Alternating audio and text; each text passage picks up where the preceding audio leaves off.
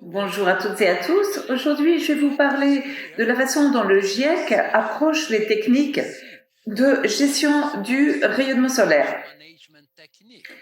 Donc, si nous voulons comprendre la situation à laquelle nous sommes confrontés, voici une diapositive où l'on peut voir l'augmentation des températures dans les 100-110 dernières années. Et donc, nous voyons un taux très rapide du réchauffement dans le monde entier, mais essentiellement sur les régions continentales où se regroupent les populations, et également dans les régions polaires où l'on observe un très grand réchauffement. Donc, le réchauffement moyen de notre planète est autour de 1,2 degré, mais on voit que dans l'Arctique, certaines régions se réchauffent déjà de plus de 3 degrés Celsius, donc c'est important dans la température mondiale. Si l'on regarde les estimations du GIEC sur les augmentations de la température, on commence à être préoccupé car on voit des cas de figure comme celui que vous voyez ici, le cas de figure sur cette diapositive, le cas A2, où donc on voit de grandes régions du monde où il pourrait y avoir une augmentation oscillant entre 6 et 6,5 degrés dans les régions tropicales, comme au Brésil, en Afrique tropicale et disons dans le nord de l'Australie, et où il pourrait y avoir un réchauffement entre 4 et 4,5 degrés. Donc la question est que ceci va faire de grands dégâts dans le fonctionnement de l'écosystème, cela va rendre plus difficile l'agriculture, il va y avoir des changements dans le cycle hydrologique, ce qui va provoquer un changement de l'évapotranspiration.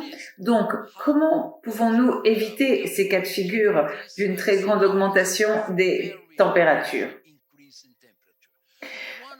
L'une des stratégies est d'utiliser ce que nous appelons la gestion du rayonnement solaire, qui font l'objet du séminaire d'aujourd'hui. Le GIEC a travaillé sur plusieurs de ces techniques et la première réunion qui a été conçue spécialement pour débattre de la géo-ingénierie, ça a été la réunion du GIEC à Lima, au Pérou, qui a eu lieu en 2011, donc cela fait pratiquement 10 ans déjà. Et nous nous sommes assis autour d'une table et nous avons débattu des différentes stratégies.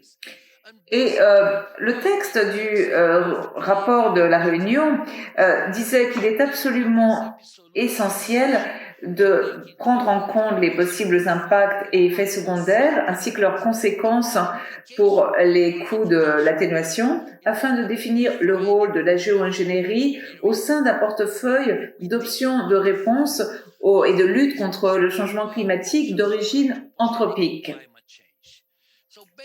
Donc c'est une mise en garde que l'on trouve dans la conclusion du 4e rapport d'évaluation du GIEC. Dans le 5e rapport d'évaluation du GIEC de 2013-2014, qui a mis un accent tout particulier sur la géo-ingénierie, nous pouvons lire donc ceci, que l'évaluation principale dans ce 5e rapport d'évaluation sur la réponse du système climatique à la modification du rayonnement solaire est que la compensation entre le réchauffement dû au gaz à effet de serre et le refroidissement dû à la MRS serait imprécise. Et donc, ils disent que la MRS ne produirait pas un climat à l'avenir identique à celui du présent ou au niveau pré-industriel. Et ils avertissent sur le fait qu'un climat qui applique la MRS mais avec des niveaux élevés de gaz à effet de serre dans l'atmosphère serait plus proche de celui du climat non perturbé qu'un monde qui présente des concentrations élevées de gaz à effet de serre mais qui n'applique pas la MRS. Donc c'est une chose positive pour la MRS, mais il reste beaucoup d'incertitudes qui sont liées à l'application de ces techniques. Dans le rapport de synthèse, le GIEC dit qu'il est fort probable que la MRS ne va pas atténuer le problème de l'acidification des océans qui est lié à une plus grande concentration de CO2 dans l'atmosphère, et que également un brusque arrêt de la MRS pourrait provoquer une rapide augmentation des températures en surface à des valeurs qui sont cohérentes avec le forçage élevé des gaz à effet de serre. Cela veut dire qu'il y aurait un choc provoqué par un arrêt brutal si on ne pouvait pas continuer à appliquer la SRM pendant des dizaines d'années ou pendant des siècles. Et donc cet effet pourrait être vraiment très néfaste pour le fonctionnement des écosystèmes. Et puis, nous avons le rapport spécial du GIEC sur le réchauffement climatique à 1,5 degré qui a été publié en 2018 et qui a mis l'accès sur la MRS dans le contexte d'actions à court terme qui visent à complémenter la réduction des émissions qui doivent se faire en même temps. Donc, c'est-à-dire qu'il faut vraiment réduire les émissions, c'est une priorité. Et nous pourrions ensuite penser à appliquer la modification du rayonnement solaire en même temps. Donc, la MRS est donc une action complémentaire à l'atténuation pour atteindre l'objectif du réchauffement à 1,5 degré. Donc, l'évaluation générale a été que les incertitudes combinées qui entourent les différentes approches de MRS, dont la maturité technologique, la compréhension physique, les impacts potentiels sur le développement durable, pourraient rendre la MRS non désirable sur les plans économiques, sociaux et institutionnels. Donc, c'est vraiment une phrase qui est très impactante sur la modification du rayonnement solaire. Donc, le tout dernier document du GIEC souligne qu'il est peu probable que les techniques de géo-ingénierie n'entraînent pas de grands changements dans les facteurs d'impact sur le climat, en dehors des effets de l'augmentation des gaz à effet de serre.